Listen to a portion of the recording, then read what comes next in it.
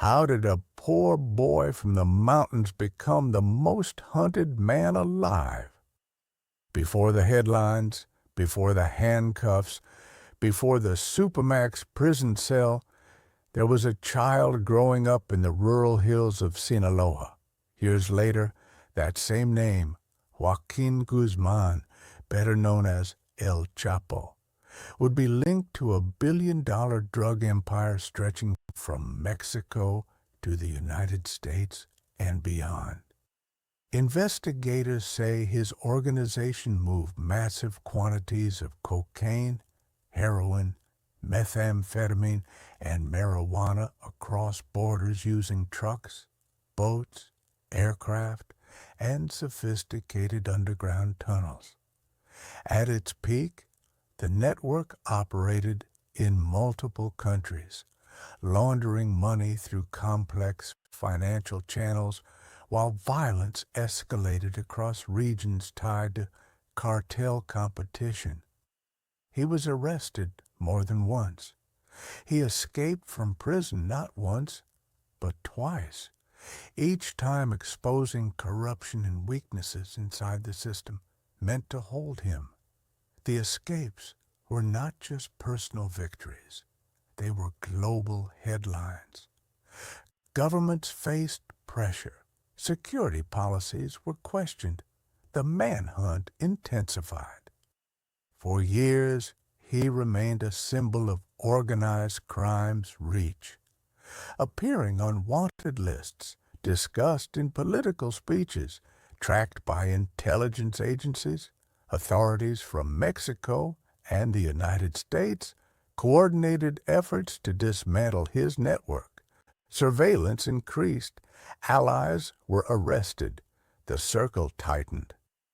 And then, after decades of trafficking, violence, secrecy, and pursuit, it ended with a final capture.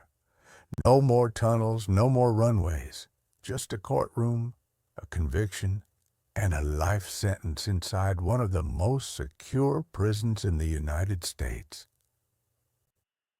This is the story of how that happened. Long before the manhunt, before the armored vehicles and international headlines, Joaquin Guzman was born in the rural mountains of Sinaloa, a region defined by isolation, rough terrain, and limited opportunity. The villages were small, the roads unpaved, and most families survived through subsistence farming. Work was physical, money was scarce. Education rarely went beyond the basics. He grew up in a household that struggled to make ends meet. Like many children in the area, he worked from a young age, helping in the fields instead of spending long hours in school. The mountains shaped daily life, hard soil, unpredictable weather, and few legal paths to economic stability. For families in those regions, agriculture was survival, but it rarely brought prosperity.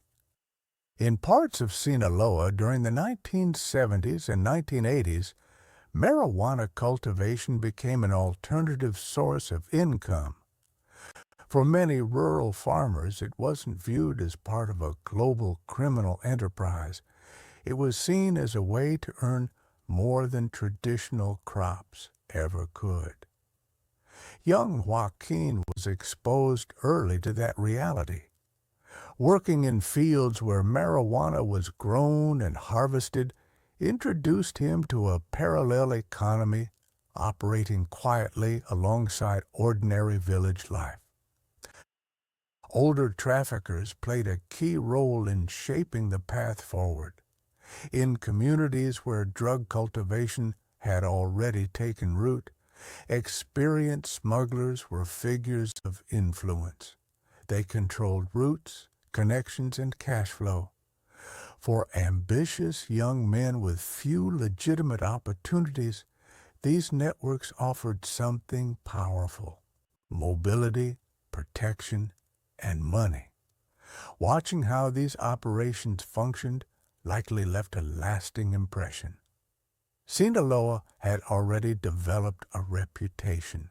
Over time, entire communities became intertwined with trafficking culture. Stories of local figures who rose from poverty to wealth circulated widely. Expensive trucks, large homes, and visible displays of success contrasted sharply with the surrounding hardship. In that environment, criminal enterprise was not always seen purely as rebellion. It was often framed as advancement.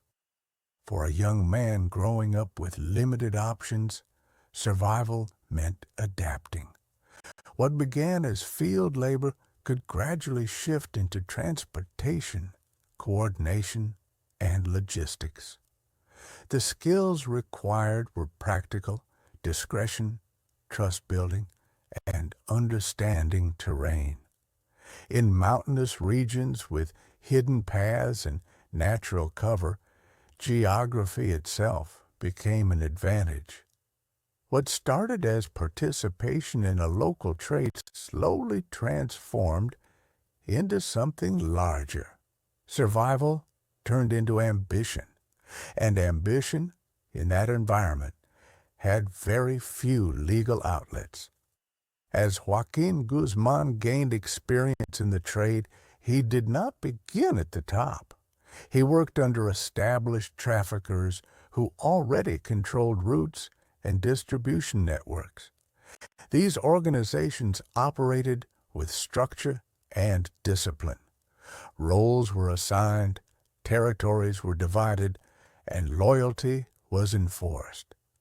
For someone ambitious and observant, it was a place to learn logistics, negotiation, and risk management on a large scale.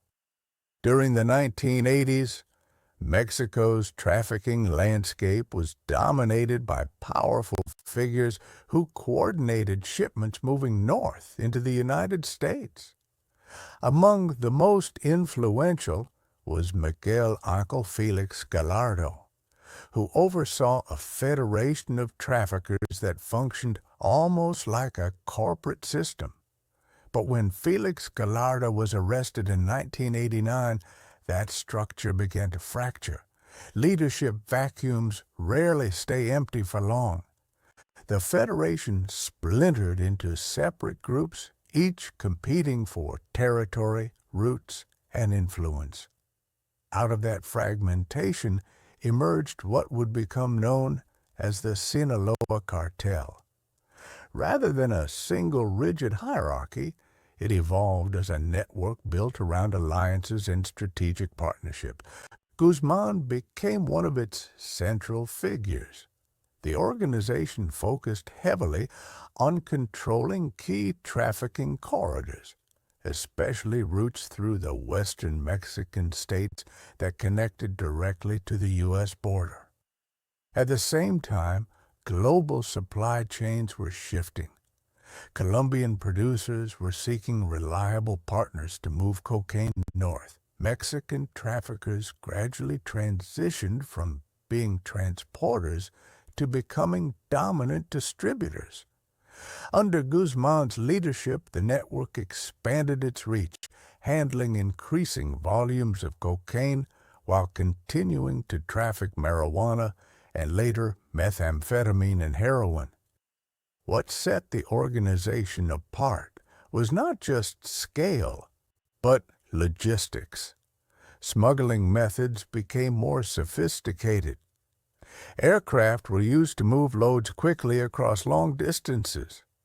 Fishing boats and cargo vessels blended shipments with legitimate trade.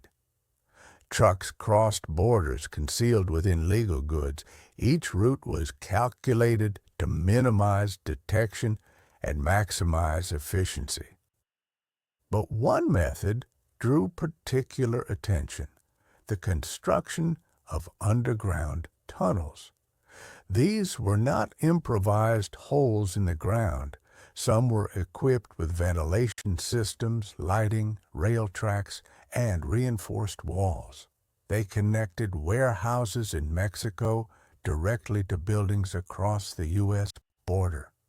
By going beneath heavily guarded checkpoints, the cartel bypassed traditional security measures. The tunnel strategy represented a shift in approach.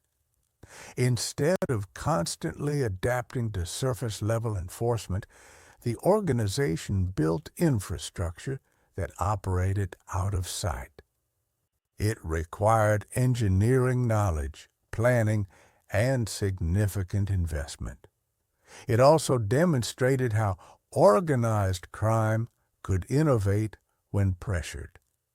As law enforcement strengthened border patrols and surveillance, the network responded with creativity rather than retreat. Expansion continued, profits increased, and influence grew. What began as a regional operation was becoming a transnational enterprise, reshaping the balance of power in Mexico's criminal landscape. As the organization expanded, competition intensified. Drug trafficking routes were not just business assets. They were strategic corridors worth fighting over. Control of border crossings, ports, highways, and production zones meant control of revenue. When alliances broke down, disputes were rarely settled through negotiation alone. Across parts of Mexico, rival groups fought for dominance, and entire regions became contested territory. Cartel wars reshaped cities and rural communities alike.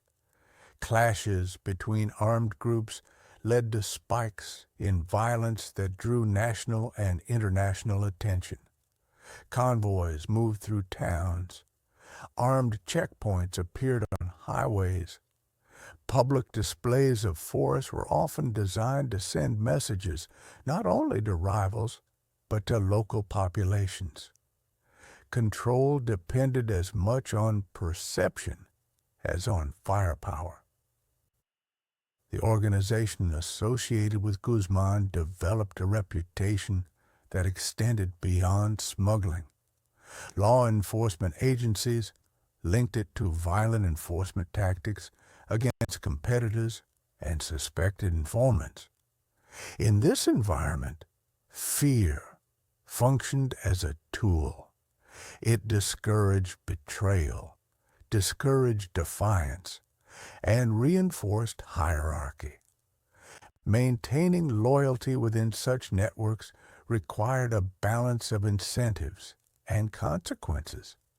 At the same time, investigators uncovered layers of corruption that allowed operations to continue.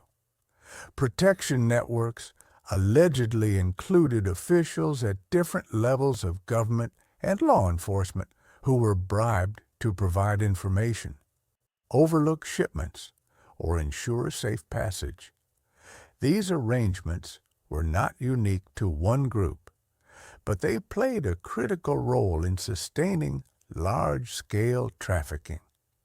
Without institutional blind spots, expansion on that scale would have been far more difficult. Financially, the growth was dramatic. U.S. authorities later estimated that the organization generated billions of dollars in revenue over the years. Cash moved through shell companies, front businesses, and international channels designed to obscure its origins. At its peak, Guzman was described by some publications as one of the wealthiest criminals in the world. Whether every figure was precise or not, the scale of the operation was undeniable. With wealth came influence, and with influence came greater stakes. Rivals sought to dismantle the network. Governments increased pressure. Internal trust became even more critical. In such an environment, power was not maintained by visibility alone, but by control over routes, over people, and over information. The structure that had begun as a regional trafficking operation had evolved into a dominant force within organized crime. But dominance carried a cost. The larger the empire grew, the more attention it attracted. And in that world, power was rarely secure without fear reinforcing it. In 1993, Joaquin Guzman's life took a dramatic turn. After years of expanding his network across Mexico and into the United States, he was captured in Guatemala. Authorities surrounded him, ending years of evasion. The arrest marked a high point for law enforcement, but it was just the beginning of a new chapter in the story of his empire. Once detained, Guzman was extradited to Mexico, where he faced charges that reflected the full scope of his trafficking operations. He was placed in a high-security facility designed to contain dangerous criminals. The prison walls were thick, the bars solid, and the guards vigilant. For most, confinement would have been the end of a career. But for Guzman, prison became another operational challenge rather than a permanent stop. He adapted to the constraints of incarceration, finding ways to maintain influence outside the walls. Visitors, messages, and intermediaries allowed him to communicate with associates. Decisions about shipments, finances, and territorial disputes continued to flow through channels that connected him to the cartel's activities. Life behind bars demanded patience, caution, and cunning. Security measures increased, yet the organization he had built did not collapse. Even confined, Guzman remained a central figure in the cartel's hierarchy, demonstrating that control was not limited by physical freedom. The arrest was a significant moment, but it proved a surprising reality. Even prison could not stop the empire. The reach, resources, and loyalty that had been cultivated over decades allowed the organization to continue operating, a testament to the systems he had put in place and the resilience of the network he commanded. By 2001, Guzman was no longer just a prisoner. He was a symbol of power and influence that even prison walls could not contain. He was held in one of Mexico's highest security facilities, a place designed to prevent escapes, with reinforced walls, surveillance, and strict routines. Guards patrolled constantly, and every movement was monitored. For most inmates, it would have seemed impossible to leave unnoticed. But on a day that would shock the nation, Guzman disappeared. The story that emerged was almost cinematic. He was loaded into a laundry cart, mingling with routine deliveries from the facility service areas. Guards passed him along without suspicion. At some point, he simply left the prison, vanishing into the streets beyond. Investigations later revealed a troubling reality. Corruption had played a crucial role. Certain officials had turned a blind eye, accepted bribes, or actively facilitated the escape. The infrastructure of the prison, combined with inside help, had allowed one of the most secure facilities in Mexico to be circumvented. News of the escape rippled across the country. Headlines screamed. Law enforcement faced intense scrutiny.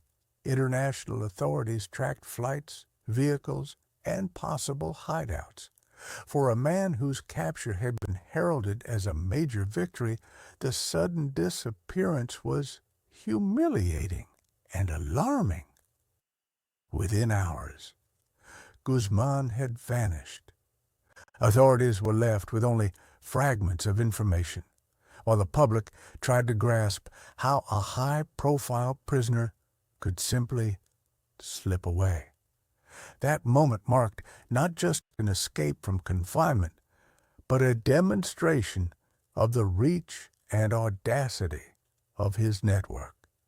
He had vanished, and for months, no one knew where he had gone. After his first escape, Guzman became one of the most wanted men in the world.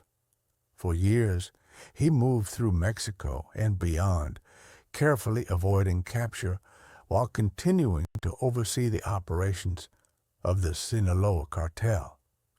His ability to remain hidden, despite international attention, made him a symbol of both fear and fascination. His wealth became headline news. Forbes and other publications estimated his fortune in the billions, placing him among the richest criminals globally. But the money was more than a number. It represented the vast scale of a network moving drugs across borders, laundering cash through front companies, and maintaining influence over territories and communities. U.S. and Mexican authorities launched massive, coordinated manhunts. Surveillance intensified. Informants were cultivated. Every tip was investigated. The DEA played a central role, tracking shipments, monitoring communications, and collaborating closely with Mexican law enforcement to anticipate his movements. The scale of the operation was unprecedented, involving dozens of agencies across multiple countries. Despite the relentless pursuit, Guzman remained elusive. He avoided checkpoints, changed vehicles frequently, and relied on safe houses, tunnels, and trusted couriers to stay ahead of law enforcement. His network extended beyond Mexico, reaching into the United States and other regions, which complicated the hunt. Years passed, and each failed attempt to capture him added to his notoriety. Media coverage, government statements, and public fascination kept his name in constant circulation. He was not just a fugitive. He had become a legend, the embodiment of a criminal empire that thrived even under global scrutiny. The world was watching, yet he continued to operate from the shadows, proving that even the most determined manhunts could be challenged by cunning, resources, and a network built on loyalty and fear. In 2014, after years on the run, Guzman was captured again. This time, he was taken to Altiplano, one of Mexico's most secure prisons, designed to hold the country's most dangerous criminals. Walls of concrete, high fences topped with razor wire, and constant surveillance made it seem impossible for anyone to escape. Guards patrolled the grounds day and night, and security protocols were among the strictest in the world. Yet, less than a year later, he did the unthinkable. In 2015, Guzman vanished again. Authorities later discovered the audacious method. A 1.5-kilometer tunnel had been dug directly beneath his cell. It was not just a hole in the ground. It was a fully engineered underground passage, complete with lighting, ventilation, and even rails designed for a motorcycle. The precision and scale of the tunnel revealed careful planning, insider knowledge, and months of labor hidden from the world above. The escape stunned the nation and captured global attention. For weeks, headlines focused on how one man had outsmarted a fortress meant to contain him. Questions arose about corruption, security failures, and the immense resources available to him and his network. Investigators combed the prison and surrounding areas, but the trail went cold. For Guzman, it was more than a physical escape. It was a demonstration of ingenuity and audacity. From behind bars, the world had assumed his power was broken. Instead, he had turned confinement into another stage for his influence, showing that no wall, fence, or protocol could contain him. When authorities realized he was gone, the phrase spread quickly. He had disappeared once more, leaving only the engineered tunnel as evidence of the escape that would cement his legend. In 2015, Guzman's story took an unexpected turn. A secret meeting with actor Sean Penn brought him back into the global spotlight, not through violence or escape, but through media. The encounter, arranged under careful secrecy, allowed Penn to interview Guzman for Rolling Stone. Photographs captured him casually dressed, calm, and surprisingly approachable, an image that contrasted sharply with the ruthless figure painted by authorities and the press. The interview itself revealed fragments of his life, his perspectives, and glimpses of the operations he oversaw, though much remained guarded. For the public, it was a rare window into the mind of one of the world's most infamous criminals. The story spread quickly, dominating headlines and social media discussions worldwide. Behind the scenes, however, authorities saw the meeting differently. While the interview was intended as a journalistic pursuit, it inadvertently provided information that helped law enforcement track him. Details about his location, movements, and contacts gave investigators new leads. The meeting highlighted an unexpected vulnerability. Even a man who had evaded capture for years could be traced through the very attention he attracted. What began as a high-profile media moment ended up serving the opposite purpose for Guzman. The publicity intensified scrutiny, and the story became another thread in the complex web that eventually led to his final capture. It was a reminder that even the most careful fugitives could be exposed in ways they never anticipated. In January 2016, after years of evading capture, Guzman's freedom finally ended in the city of Los Mochis. Mexican authorities, backed by intelligence from U.S.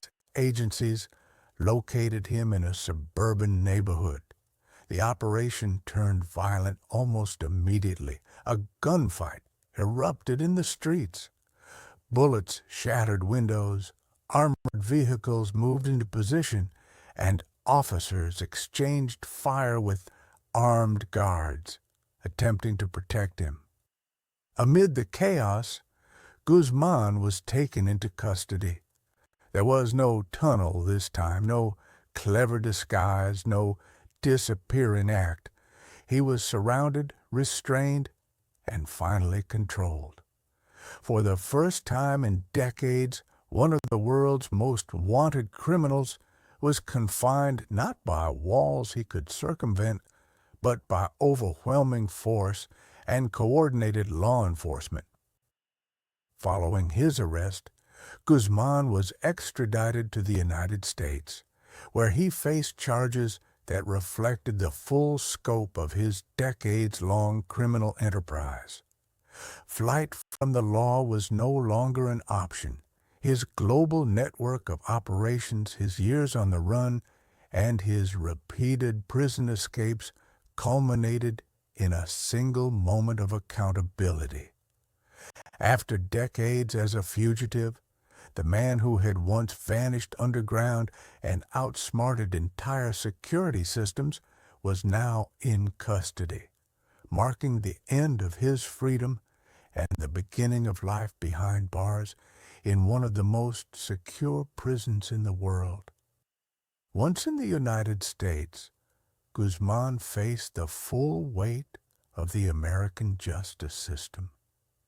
He was brought to New York to stand trial, where prosecutors laid out a comprehensive case detailing decades of trafficking, violence, and corruption. Evidence spanned mountains of documents, testimony from former associates, and records of international operations. The courtroom became a stage where the scope of his empire was revealed in painstaking detail, exposing the extent of the cartel's reach and the brutality used to maintain it. After weeks of proceedings, the federal court delivered its verdict. Guzman was convicted on multiple counts, including drug trafficking, money laundering, and conspiracy to commit murder. The sentence was clear and definitive: life in prison without the possibility of parole. For a man who had eluded authorities for so long, the outcome was final and irrevocable. He was sent to ADX Florence in Colorado, one of the most secure supermax prisons in the United States. There, the conditions were designed to limit every possibility of escape or influence. Cells were reinforced, movements strictly controlled, and contact with other inmates almost non-existent. Daily life consisted of isolation, strict routines, and constant surveillance, an environment built to contain someone who had once outmaneuvered entire law enforcement networks. In the end, Guzman's decades of power, wealth, and cunning could not overcome the systems designed to neutralize him.